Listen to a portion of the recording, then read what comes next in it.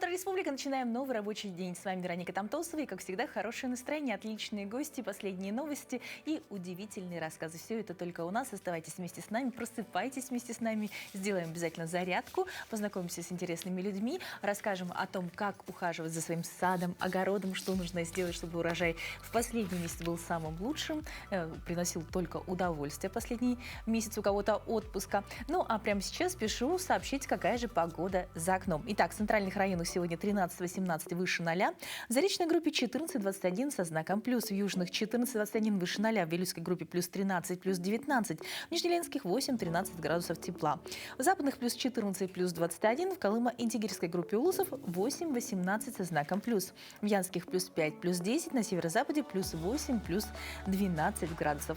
Температура воздуха в 6 часов утра в столице плюс 12 градусов, атмосферное давление 745 миллиметров ртутного столба, ветер западный от 1 до 2 метров в секунду. Сегодня днем в Якутске облачно с прояснениями, ветер также западный от 1 до 3 метров в секунду, а порывы до 7 метров в секунду. Температура плюс 18, плюс 15 градусов. Ну, как-то лето потихоньку отступает, но это не должно портить нам настроение, ведь за окном еще солнышко. А это значит, что еще можно насладиться красотой природы, солнечными лучами и не загадывать, что скоро осень. Ну, а прямо сейчас спешим узнать, какие последние новости.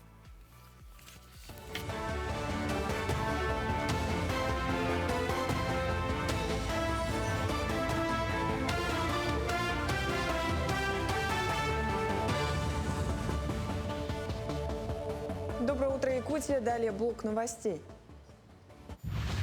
Глава Якутии Асель Николаев провел совещание по вопросам кормозаготовительных компаний, выразив недовольство темпами работ в некоторых районах. Несмотря на сложные погодные условия, глава региона потребовал мобилизовать все ресурсы, увеличить количество задействованной техники и исключить простой, чтобы обеспечить необходимый запас кормов для зимовки скота. На данный момент заготовлено 27% от плана, это 118 тысяч тонн сена. Годовой план предусматривает заготовку более 434 тысяч тонн сена, свыше 13 тысяч тонн сенажа и порядка 24 тысяч тонн силоса. В Якутии продолжается реализация самой масштабной программы переселения из аварийного жилья. Так, в срок до сентября этого года необходимо обеспечить переселение 59,5 тысяч граждан. До конца года будут введены 59 МКД в 27 районах республики. Всего в рамках республиканской адресной программы по переселению граждан из аварийного жилищного фонда на 2019-2025 годы должно быть расселен почти 60 тысяч человек из более 1 миллиона квадратных метров жилья. Напомним, программа переселения граждан из аварийного жилищного фонда реализуется в России по инициативе президента страны Владимира Путина с 2008 года. С 2019 года переселение из аварийного жилищного фонда осуществлялось в рамках национального проекта «Жилье и городская среда». Программа переселения, инициированная президентом Российской Федерации, очень полезная. Но в данное время у меня идет процесс обустройства. Я получила тут 28 квадратных метров. По сравнению с деревней очень, жилищные условия очень хорошие. Зимой эта квартира очень теплая была, и вода, все работает. В Усть-Алданском Улусеве единый день голосования 14 сентября пройдут досрочные выборы на должность главы района, а также по истечению срока 2 наслегах Улуса пройдут выборы на должность главы наслега. По состоянию на 4 августа выдвинуты 7 кандидатов на должность главы муниципального района, а также по 2 кандидата по 2 наслегам. Во время выборов будут работать 36 избирательных участков и 218 членов избирательной комиссии. Также 14 сентября будут проводиться выборы глав Дюбсинского наслега и Байгантайского второго наслега. На этих выборах выдвинуты по 2 кандидата, один в порядке самовыдвижения и один от партии «Единая Россия». В Дюбсинском наслеге также избиратели будут выбирать депутатов представительного органа «Дюбсинский наслег», 15 мандатов, выдвинуты 27 кандидатов. Завершается капитальный ремонт республиканской коррекционной школы-интерната. Обновляются все элементы здания от полов до потолка, чтобы создать максимально комфортные условия для воспитанников с особенностями здоровья. Ученики проживают в интернате на протяжении всего учебного года, получая не только образование, но и специализированный уход. Школа полностью соответствует современным стандартам доступной среды. Здесь установлены тактильные направляющие со специальное освещение, антискользящие покрытия и другие элементы, облегчающие передвижение и обучение детей. Подрядная организация планирует завершить все работы к концу августа.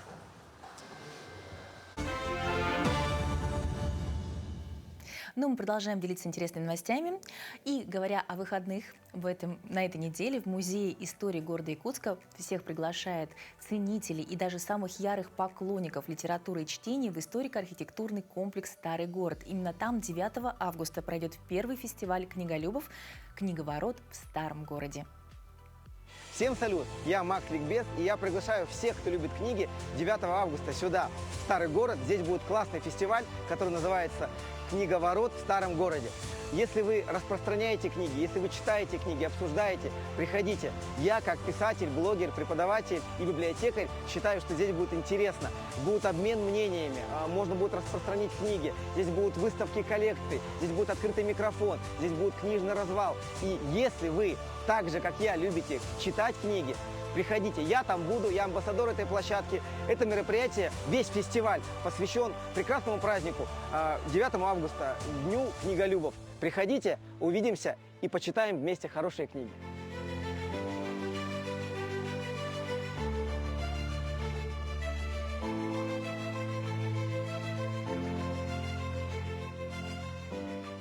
Об этом узнать подробнее. В нашей студии находится главный специалист Музея истории города Якутска, организатор фестиваля Наталья Охлопкова и писатель, блогер, сотрудник медиацентра Национальной библиотеки республики, амбассадор фестиваля Максим Эверстов. Максим, мы тебя видим здесь, мы тебя видим там, очень приятно. Ну, на самом деле, первый вопрос. Фестиваль проводится впервые, да? Расскажите, как возникла вообще идея провести такой интересный фестиваль? Идея возникла у нас, у сотрудников Музея истории города. Наш музей располагается вот именно в старом городе. Мы видим, что это становится такое интересное место. С каждым годом все больше людей приходит, туристов. Вот в этом году очень много туристов из других городов. Очень много приезжает из улусов, тоже гуляют по старому городу. Горожане каждый вечер приходят, по выходным обязательно, вот с маленькими детками. Вот. И хотелось разнообразить, вот, чтобы это место было каким-то с функционалом таким интересным, духовным. Поэтому вот решили организовать такой фестиваль. Вначале это была такая идея, просто выставить выставку с коллекционерами. Мы тесно работаем с коллекционерами города, чтобы они принесли свои коллекции книг. Есть люди у нас в городе Якутске совершенно замечательные, с такими уникальными книгами. Вот. А потом начало набирать обороты, появились творческие площадки, появились библиотеки, союз писателей, книжные издательства. Сейчас у нас очень хорошая программа. Вот. Ну, плюс праздник, День книголюба, тоже замечательная, я думаю, дата. Ну, то есть и дату выбрали не случайно. Максим, ну вот как твое мнение о фестивале? Насколько эта идея вдохновит на чтение молодежь, насколько она вдохновит поучаствовать тех, кто правда любит чтение, книги? Я думаю, что у нас довольно читающая молодежь. Как учитель, как библиотекарь могу сказать, что да, они читают не всегда какие-то супер хорошие, важные книги, но они читают много, они читают динамично, не так, как мы умеем читать, то есть они из телефона читают, из компьютера, с ноутбука в удобном формате. И думаю, что такие мероприятия должны быть литературоцентричны. Они показывают, что у нас читающий город, культурный и, наверное, для тех, кто книги будет обсуждать, кто книги принесет, кто книги пишет, это будет такая точка притяжения. И с годами, может быть, мы сделаем ежегодным такой фестиваль. И любой, кто книги любит так же, как и мы, я думаю, здесь сидящие, он будет туда приходить. Мы знаем, что программа фестиваля очень насыщена. Расскажите немножко, потому что она не только включает в себя выставку, да, как мы уже поняли, каких-то старинных изданий, но и еще очень разнообразный набор каких-то активностей для разных возрастов. Вот именно слово активности, да, действительно, это будут не такие вот не говорящие внешне, да, выставки книг, а еще будут конкурсы. Библиотека, Национальная библиотека организует интересную игру. Централизованная библиотечная система, это система библиотек города Якутска. У них несколько игр. Будут лотереи беспроигрышные с сюрпризами. Будут библиоурок. Будут еще игры и конкурсы от книжных издательств. Еще будет детская творческая площадка. Я вот сама не знала, оказывается, есть общество детей-писателей. Да вы что? Да, это вот, ну, такое, оно неофициально, конечно. Есть маленькие дети, которые издают книги. Да, есть. Вот. И вот площадка, для них специально будет тоже предоставлена площадка. Еще у нас будет площадка Общественной палаты Якутии, она к нам присоединилась тоже. У них замечательная акция, которая сейчас идет по читающей Якутии. Вот.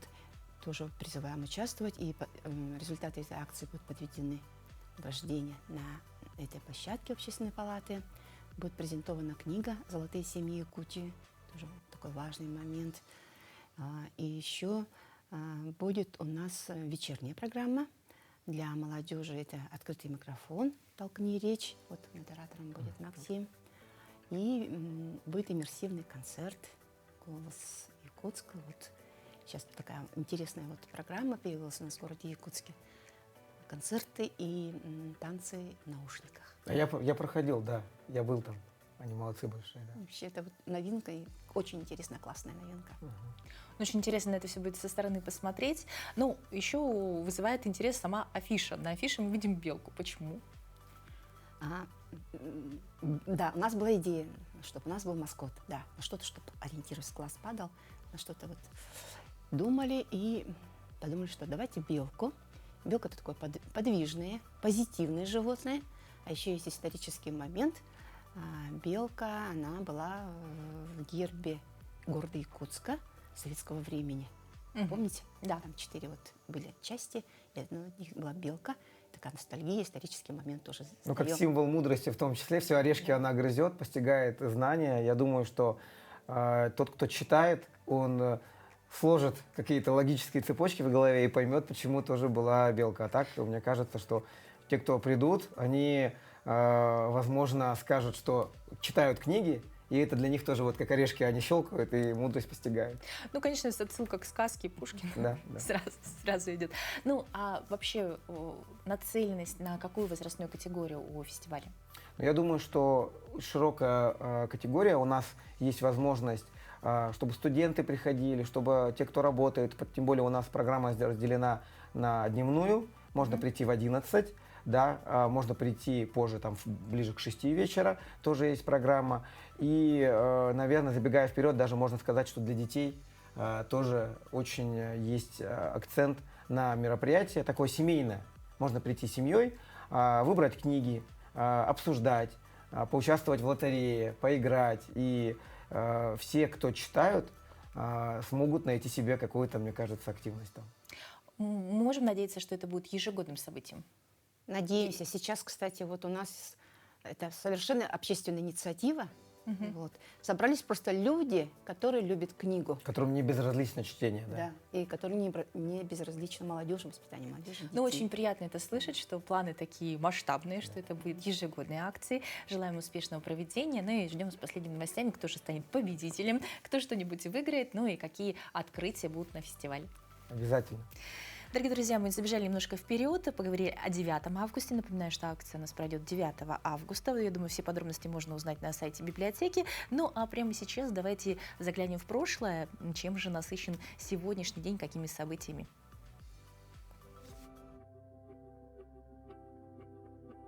На календаре 6 августа. Сегодня День железнодорожных войск России. По народному календарю в этот день православная церковь чтит память первых русских святых Бориса и Глеба. В этот день на Руси крестьяне старались не выезжать в поля и луга, иначе там может случиться пожар. В основе такого поверья многочисленные грозы, пора которых начиналась в августе и которые сопровождались молниями, способными поджигать стога сена. Этот день в истории. В 1806 году Священная Римская империя прекратила свое существование. В 1851 году в России созданы военно-рабочие подразделения для охраны и эксплуатации железной дороги. В 1889 году в этот день проведен последний бой боксеров без перчаток. В 1915 году в ходе Первой мировой войны произошло событие, известное как «Атака мертвецов».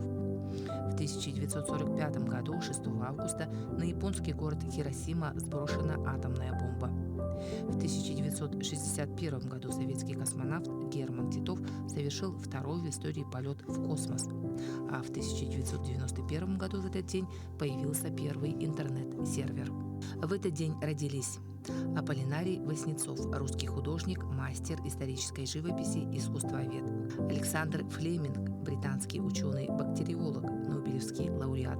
Тихин Работнов, советский российский эколог, геоботаник, заслуженный профессор МГУ. Именины сегодня отмечают Анатолий, Афанасий, Борис, Глеб, Давид, Иван, Иларион, Кристина, Николай и Роман. Но чтобы день вообще начался удачно, надо его правильно начать. И речь не только о кофе. Собраться с силами, зарядиться энергией, хорошим настроением помогут простые, но очень важные утренние ритуалы. Какие именно? Ну, хотя бы утренняя гимнастика. Доброе утро, меня зовут Виктория Чиннова, я сертифицированный тренер по йоге. Сегодня мы с вами сделаем разминку для спины. Первое наше упражнение. Левый локоть уходит у нас на пол. Правую ручку поднимаем вверх и с выдохом вытягиваем над головой, плечи убираем от ушей. Сделаем вдох, с выдохом возвращаемся назад. Правая ручка уходит на локоть, левый таз притягиваем к полу. И левая ручка вдох, разворачиваемся грудной клеткой к потолку, плечи убираем от ушей. Выдох, возвращаемся. Обе ручки поднимаем вверх, вдох, с выдохом левая ручка за правое колено, правая ручка уходит назад на высокие пальчики, выталкивая нас вперед и вверх. И левой рукой, как рычаг, скручиваемся сначала в правую сторону, выталкивая себя вперед и вверх. Затем поднимаем обе ручки вверх, вдох, и правая ручка за левое колено, и скрутка в левую сторону. Задней ручкой подталкиваем вперед и вверх. Вдох, выдох. Следующее упражнение. Становимся в опору на 4 точки. Левую ручку чуть по центру уводим. Правой ручкой поднимаемся рукой вверх. Левый таз возвращаем на место, чтобы он у нас не отходил. Сделаем здесь вдох и с выдохом возвращаемся вниз. Правой ручкой теперь по центру, левая ручка разворачиваем вверх к потолку, делаем вдох и выдох, возвращаемся на место. Затем переходим на коленки, ручки назад в замочек, вытягиваем плечи назад, таз подкручиваем, позвоночник вытягиваем вверх, вдох и с выдохом наклон вперед. И только при наклоне поднимаем ручки чуть выше. Вдох. С выдохом поднимаемся вверх, оттягиваем ручки назад. Ножки вытягиваем вперед. Ручками подталкиваем грудную клетку вперед. Пальчики ног от себя. Коленки протягиваем к полу. Поднимаем ручки вверх. Вдох. С выдохом ручками как будто бы надеваем наушники на уши. И подтягиваем грудную клетку вперед. Вдох. С выдохом вытягиваем ручки снова вверх. Ручки пальчиками вперед ставим. Грудную клетку вытягиваем вперед. Вдох. С выдохом поднимаем таз вверх. Вытягиваем таз вверх. Шея, продолжение позвоночника. Опускаемся вниз. Следующее упражнение. Ложимся на живот. Ручки ставим перед грудной клеткой, перед лицом. Выталкиваем грудную клетку вверх. И ручки снова надеваем как наушники. Подтягиваем ручки вверх, плечи от ушей, лопатки соединяем. Вдох. Выдох. Вытягиваем ручки вперед. Ножки приподнимаем вверх. Голова опущена вниз. Вдох. Выдох. И ручки назад за спину. Плечи соединяем, лопатки соединяем. Вдох. И с выдохом вытягиваемся замочком назад. Возвращаемся вниз. Выходим из положения. Наша разминка подходит к концу. Увидимся в следующем эфире. Отличная разминка, мне кажется, только бодрости. Вообще, лето – отличный повод что-нибудь начать бодрое, хорошее. И оно, конечно, радует нас солнцем. Ну, даже если вы планируете отпуск в жаркие страны на август, тем более. Но его щедрость порой становится настоящим испытанием. Жара заставляет пересмотреть содержание гардероба и искать одежду, которая станет спасением. Как создать образ, который будет дышать, не прилипать и выглядеть при этом презентабельно. Сегодня мы поговорим о главных принципах летнего гардероба.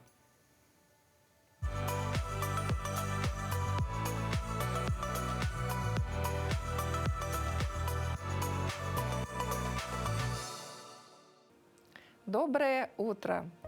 Летом важно не только защищать кожу и организм, но и правильно подбирать одежду и обувь для прогулок и активного отдыха. Неподходящая одежда может привести к перегреву, травмам или солнечным ожогам. Выбирайте легкую, светлую и свободную одежду из натуральных тканей, таких как хлопок, лен или бамбук. Эти материалы позволяют коже дышать, уменьшают риск перегрева, обезвоживания. Обувь должна быть удобной, закрытой, из дышащих материалов. Предпочтение стоит отдавать моделям с хорошей амортизацией и противоскользящими подошвами. Это поможет избежать травм, особенно при ходьбе по неровной земле или камням.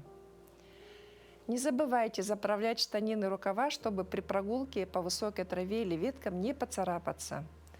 При активных видах отдыха, это катание на роликах, велосипеде, скейтборд или другие средства, используйте обязательно защитные средства – шлем, наколенники, налокотники. Это значительно снизит риск травм и сделает отдых безопаснее. И, конечно же, важно помнить о сменной одежде и полотенцах, чтобы после купания или прогулки кожа оставалась сухой и свежей, а вы не переохлаждались или не подвергались риску травм. Будьте здоровы!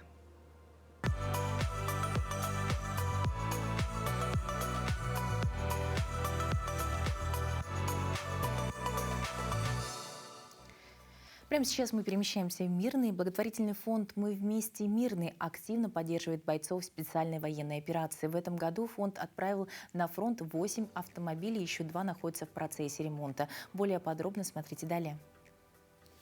С начала работы благотворительный фонд «Мы вместе» проявляет неустанную поддержку бойцов специальной военной операции, оказывая помощь как на фронте, так и в тылу. За этот период волонтеры фонда сплели более 6 тысяч квадратных метров маскировочных сетей, которые уже отправлены на передовую для защиты наших военнослужащих.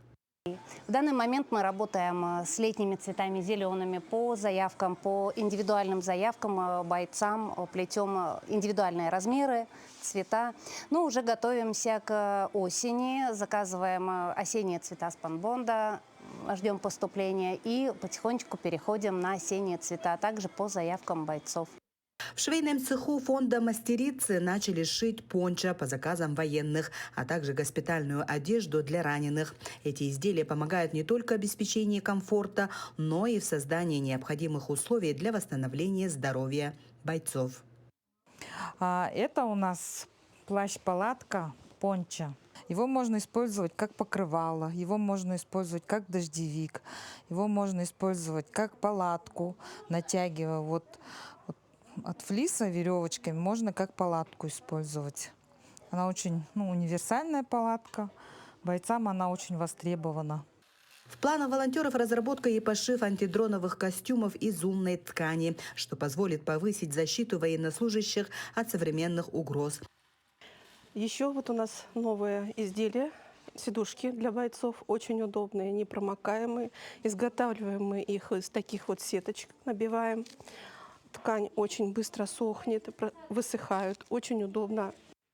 Летом волонтеры переехали в новое, более просторное помещение, что значительно увеличило объемы работы и позволило привлечь больше желающих помочь.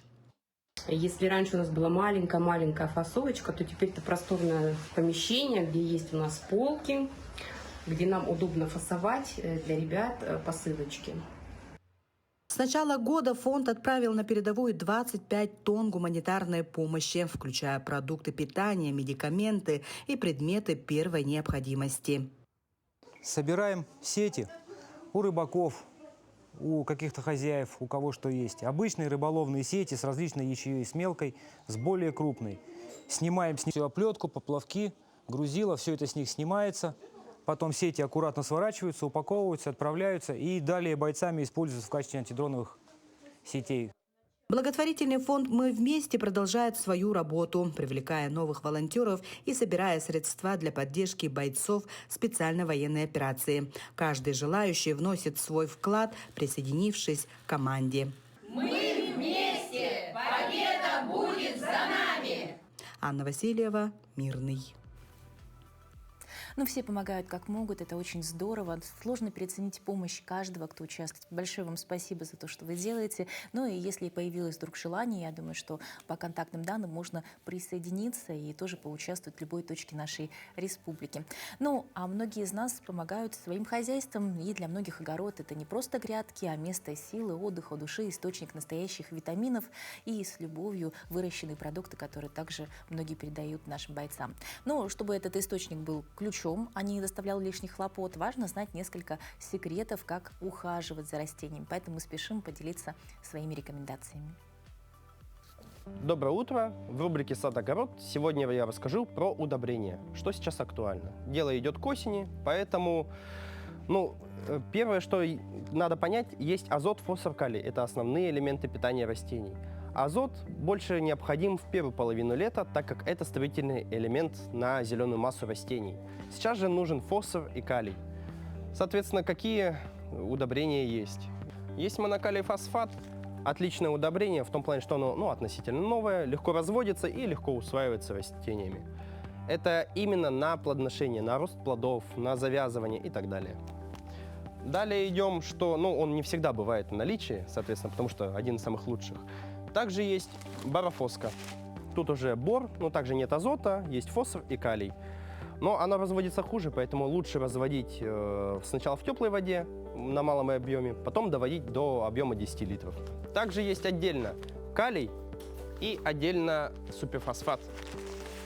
Гранулированный или двойной, тут они для разных растений по-разному. Это гранулированный, одинарный. Он хорошо идет, например, под капусту. Вы можете их смешивать. А также сульфат калия, сам калий, он очень важен для многолетников под осень. Например, в конце августа, в начале сентября им поливаете, и усиливается зимостойкость растения, иммунитет. Также есть удобрения не только в сухой форме, но и в жидкой. Можно использовать, конечно, разные, но надо сейчас, например, отдавать должное, что не только универсальные, но и с повышенным содержанием фосфора и калия можно выбирать. Они бывают самые разные, смотря под какие растения. Есть отдельно для огурцов, для ягодных и так далее. Также немаловажно применять бактериологические удобрения. Что это значит? Это, М-препараты, эффективные микроорганизмы. Неважно какие. Дело в том, что эти бактерии помогают быстрее разлагать те же самые удобрения, в сухой или в жидкой форме, неважно.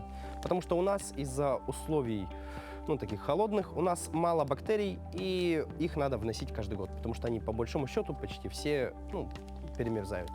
Есть, конечно, остаются, но они намного меньше, медленнее перерабатывают все, что есть. Следующее, что надо учесть в работе с почвой, это кислотность почвы. Высокая кислотность почвы или низкая кислотность почвы – это нехорошо. Нужна нейтральная реакция около 7 pH. Соответственно, если кислая почва, то это можно определить, во-первых, то, что есть определенные растения. Мокрица не всегда, но вот хвощ почти всегда свидетельствует о том, что почва кислая, закисленная. Соответственно, какие-то удобрения перерабатываются, какие нет. И какие-то растениям хорошо, каким-то нет. Но в основном кислая почва это всегда не очень. Также для этого вносят доломитовую муку, пушонку и так далее. Они бывают разные раскислители. Дело в том, что пушонку, она обжигает корни, поэтому вносят ее под перекопку только осенью. А доломитовую муку можно и осенью, и весной. Они не только раскисляют почву, но и вносят также кальций. Кальций необходим всем растениям, но каким-то больше. Например, чтобы у вас не было вершинной гнили на томатах, вносят как раз-таки кальций. Доломитовую муку вносят раз в 5 лет. Довольно-таки удобно, по крайней мере. На этом у меня все. До скорых встреч! От домашних растений переходим к диким. Да, в окрестностях Якутска после дождей с приходом солнечной погоды вновь зреют грибные поляны. О природе грибов и полезных фактах от эксперта вы узнаете прямо сейчас. То есть чем же полезны грибы и какие они бывают? В окрестностях Якутска наблюдается уже третья волна урожая грибов. Еще в начале июня социальные сети пестрили заголовками по типу «Феномен грибы в начале лета» и подкреплялись фотографиями собранных красавцев грибов. Нынешнее лето отличается непредсказуемой погодой. Дожди, жара, холод, ливни. Можно подумать, что именно это повлияло на рост грибов, но не совсем так. Процесс, итог которого мы наблюдаем сегодня, начался 30 лет назад. Это вполне естественное явление, и связано это, скорее всего, с потеплением климата. Дело в том, что у нас в последние 3 десятилетия стали выражены не просто 2 сезона, зима и лето. У нас появились длинная весна и более или менее длинная осень. Поэтому вегетационный период начинается раньше.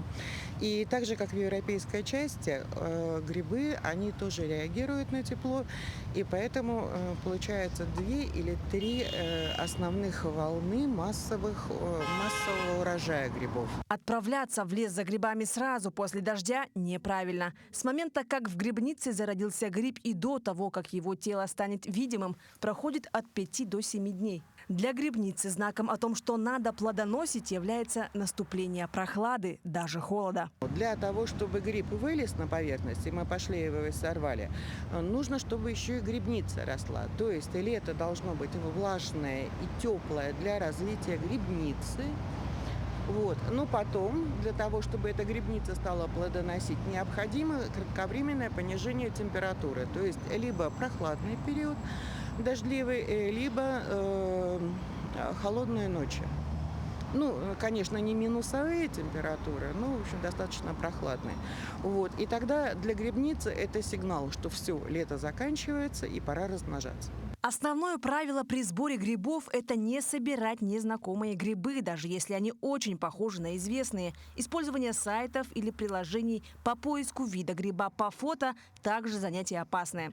Собирать грибы вблизи мусора и дорог не стоит, так как для питания грибницы используется вода и влага земли на больших площадях. Грибы – это достаточно тяжелая пища. Дело в том, что грибы – это не растения. В них содержится хитин такой же, как в панцире насекомых. И поэтому не всегда усваивается организмом человека. Сейчас мы стоим где-то в начале 3-й волны, потому что в конце недели, помните, та неделя была жарко, в конце недели грибов почти не было.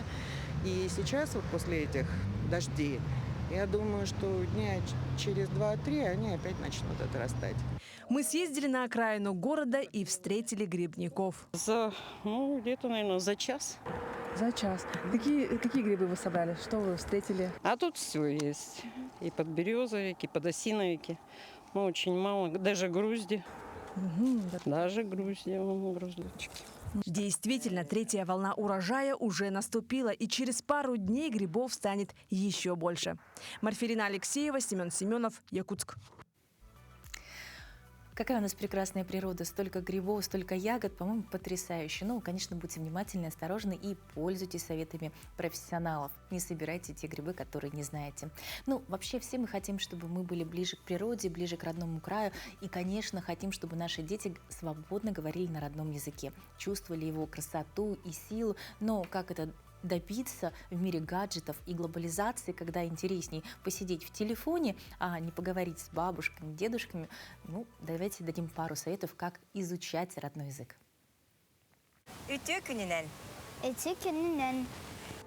Сегодня научимся описывать внешность.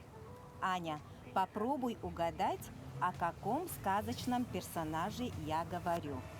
У нее очень длинные светлые волосы и зеленые глаза. Это Рапунцель. Молодец! Сразу угадала. А теперь приступим к изучению требуемой лексики. Слов очень много. Слушаем и повторяем за мной. Рост. Умох. Мох. Низкого роста. Намыгах умохтах. Намыгах. Намыгах. Умохтах. Умохтах.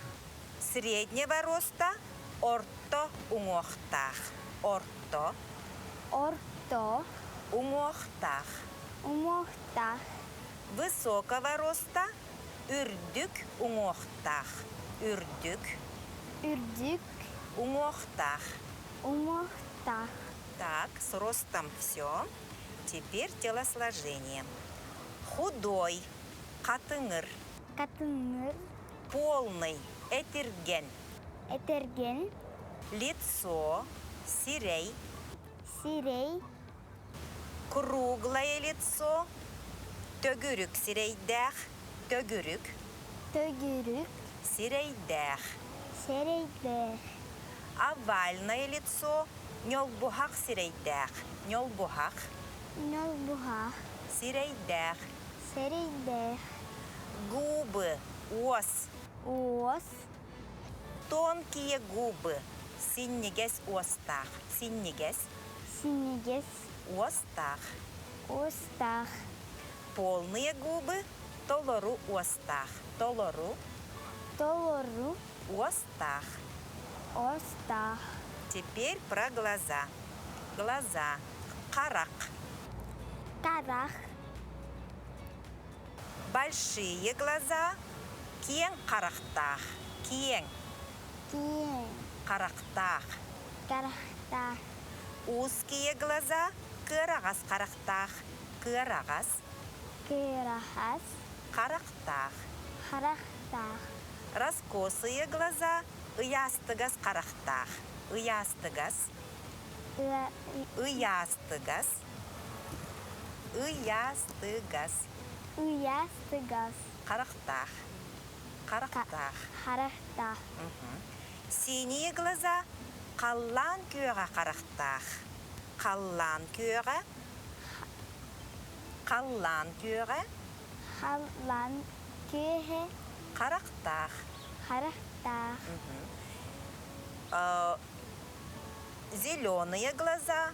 От күйөға карактах. От күйөға. От күйөға. Карактах. Карахтах. Серые глаза. Борон карактах. Борон карахтах. Черные глаза. Кара карактах. Кара карахтах. Мы прошли очень много слов для описания внешности. Теперь вы можете описать чью-то внешность. А мы на этом закончим. Это не болу. Кирсёх адери.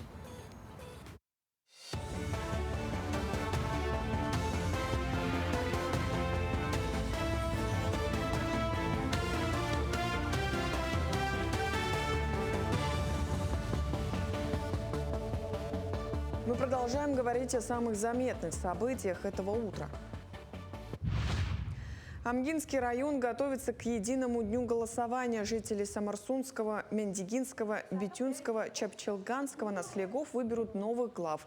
Наибольшая конкуренция ожидается в Битюнском наслеге, где на пост главы претендуют 3 кандидата. В остальных наслегах зарегистрировано по 2 кандидата на должность главы.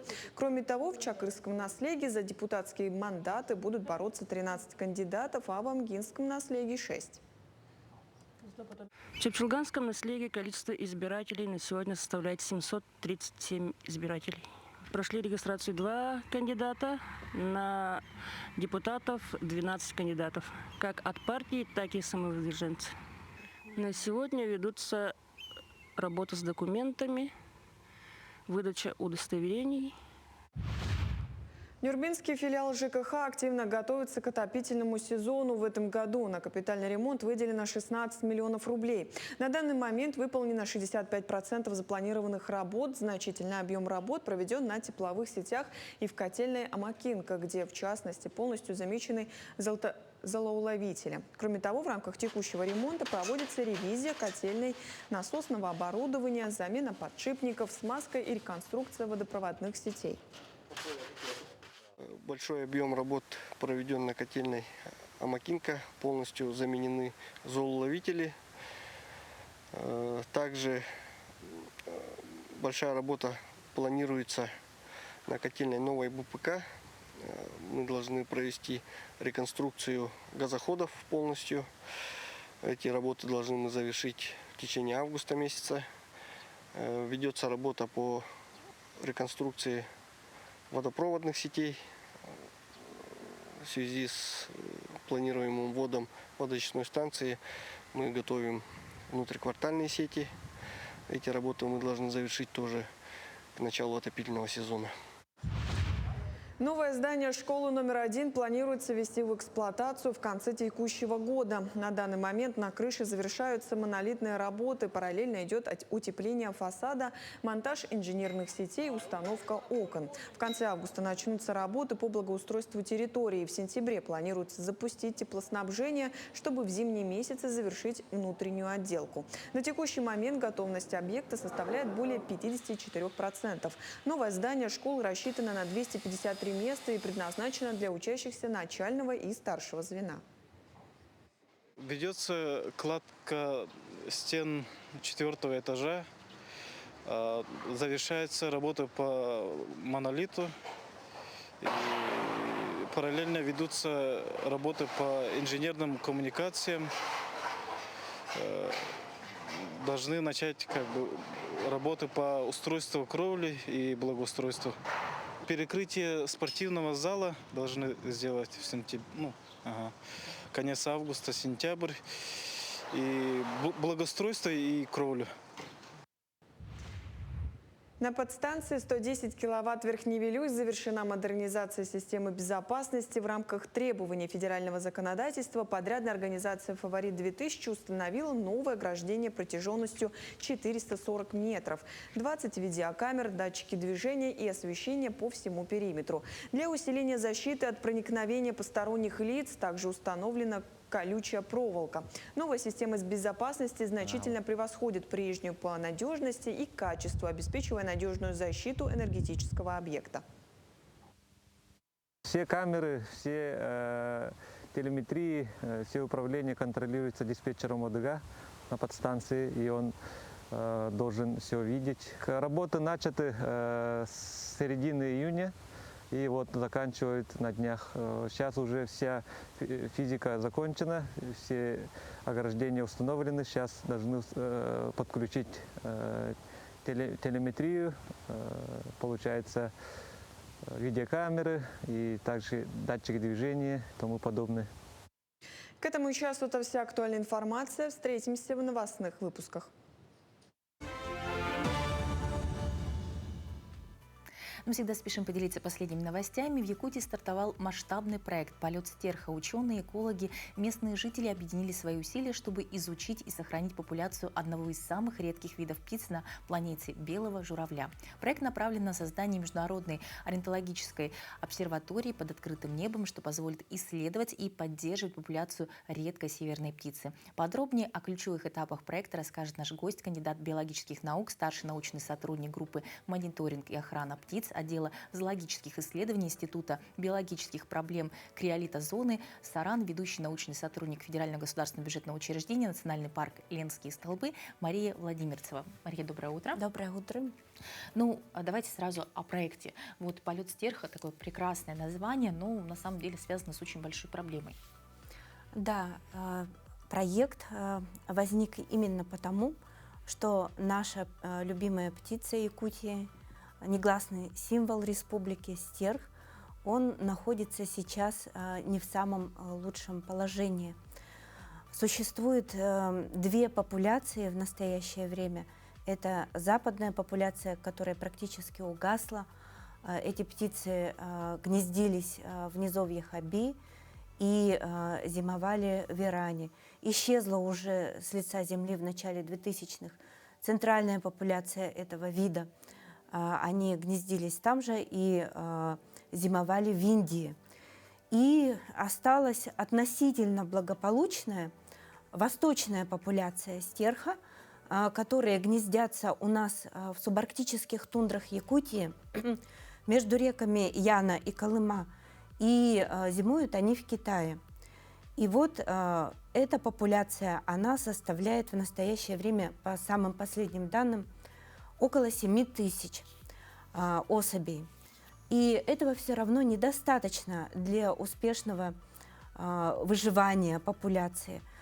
Такие эпидемиологические вспышки, как птичий грипп, недавно выяснилось, что журавли тоже могут быть неустойчивы к птичьему гриппу, может сразу же уничтожить большое количество особей.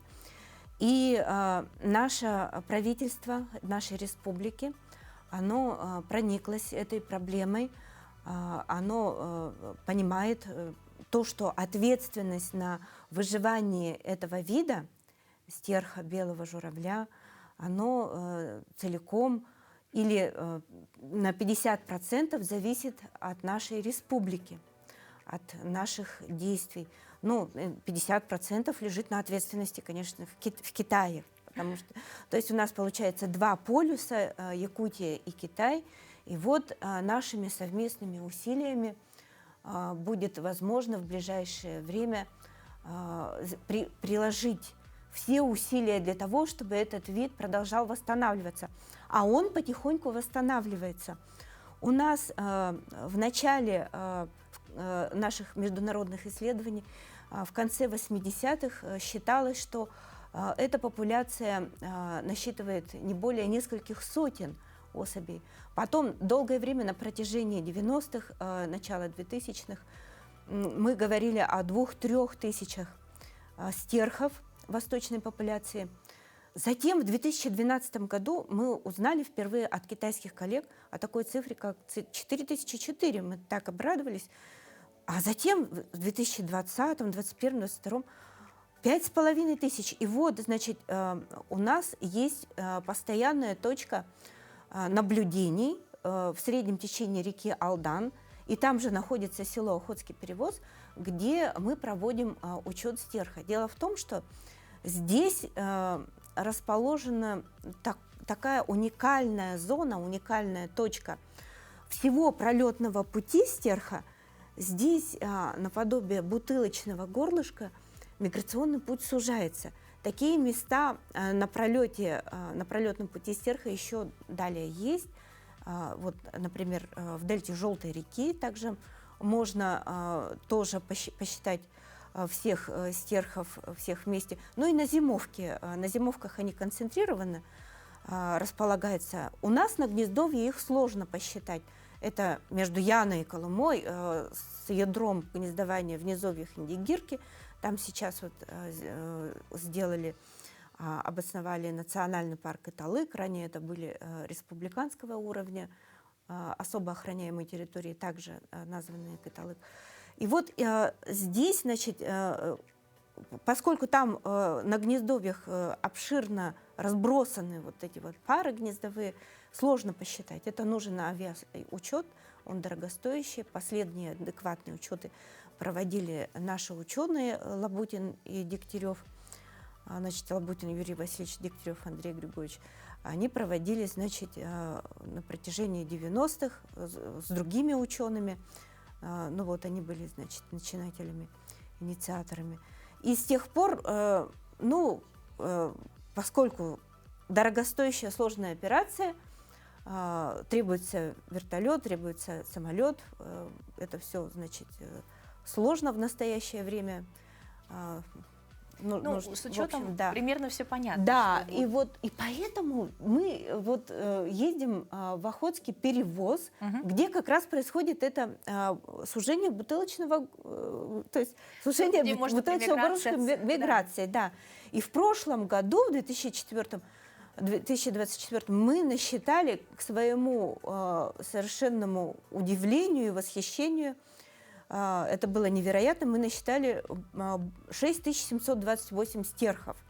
В то время как считалось, что их 5,5. Мы сообщаем китайцам, у нас больше 6700 стерхов. Они говорят, мы вам не верим, их всего 5,5 тысяч. Не может такого быть. Что вы там нам несете такое? Вы, наверное, 2 раза посчитали, а там невозможно 2 раза посчитать, у них нет смысла возвращаться. Они выходят после преодоления горных хребтов на северо-востоке Якутии, выходят в долину Алдан. Именно здесь находится село Охотский Перевоз. Нам вот в начале 2000-х пришла жительница села Охотский Перевоз Зелепухина Роза Хайруловна, сообщила, что у нас тут много стерхов прилетает, с тех пор мы там туда ездим. Значит. И потом они же сами, эти вот наши китайские коллеги, насчитывают 6965 стерхов. И мы все, значит, все в таком состоянии, что, с одной стороны, это очень здорово, что популяция выросла, с другой стороны, еще страшнее за них, потому что вырасти-то они выросли, а в Китае-то им недостаточно места для того, чтобы зимовать успешно. Там всего лишь 1-2 озера, значит, система озер, система водно-болотных угодий озера Паян и озеро Дунтин в бассейне реки Янцзы. И сейчас еще несколько сотен стали зимовать там, где они раньше просто пролетали, это в дельте Желтой реки. То есть Китай – это очень развитая страна. Там вот эти водно-болотные угодья, они остались только на охраняемых территориях. И их естественный корм Валиснерия, он критически сократился после 2 наводнений и 1 большой засухи. Наводнения были в 17-20 году, засуха была в 22 году. И эта Валиснерия, она критически сократилась. Сейчас китайские коллеги стараются ее восстановить. Но, значит, в основном стерхи спасаются тем, что они допущены китайским правительством на сельхозугодья. И это неприкосновенный вид, его нельзя прогонять с этих сельхозугодий. И эти точки, они уже тоже стали такими охраняемыми, значит, зонами. И вот наш проект «Полет стерха», инициированный нашим правительством, конкретно заместителем,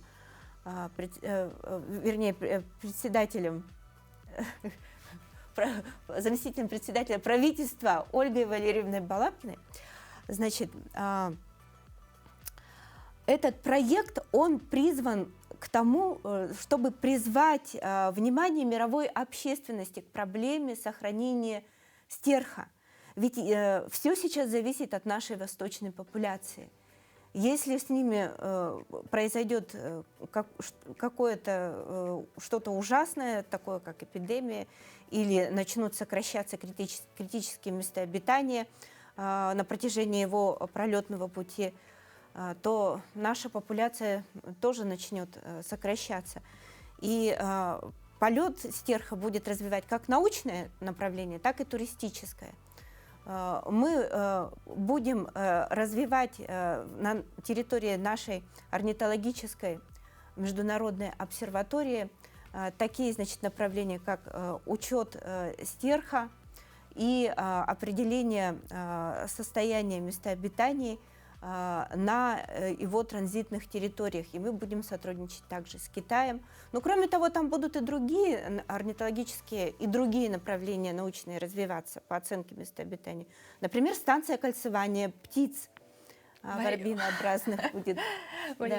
Очень большое спасибо. Я думаю, что тема настолько обширная, настолько интересная, что слушать бы можно бесконечным. Но, к сожалению, дорогие друзья, у нас заканчивается эфир, поэтому вы, я уверена, можете об этом проекте почитать, получается, у нас, наверное, в институте, да, есть какая-то уже информация опубликованная? Да, и в институте, и в дирекции биологических ресурсов, и и особо охраняемых территорий и природных парков. Ну и в скором времени мы уверены, что мы знаем, что нам уже поделились, что будут маршруты развиваться в том числе и с туристической точки зрения, поэтому наше активное участие в таком экологическом проекте, в сохранении нашей птицы, которую мы все почитаем, все очень любим, да, в том числе и путем призыва и распространения информации о том, что этот проект развивается, будет тоже таким вкладом. Спасибо большое, что пришли. Спасибо Приходите вам. еще, потому что нам Спасибо. явно не хватило времени. Ну а вам, дорогие друзья, хорошего дня.